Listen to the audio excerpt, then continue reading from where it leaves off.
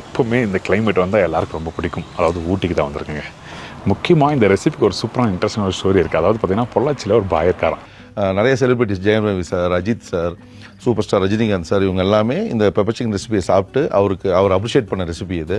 நீங்கள் இதை செஞ்சு பாருங்கள். செஞ்சுட்டு ஒரு சிக்கன் பீஸ் அந்த மசாலாவோடு எடுத்து சாப்பிட்டீங்கன்னா நாக்கில் கதகளி டான்ஸ் ஆடும். சரி, எப்பவும் போல் நீங்கள் தான் அடுப்பை வைக்க போகிறீங்க.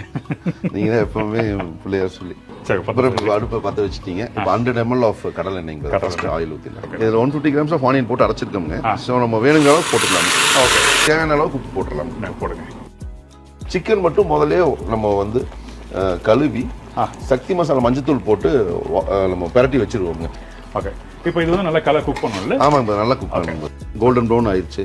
இந்த கலர் நல்ல மாதிரி இருக்கு. ஆமாங்க. சரி, ஓகே.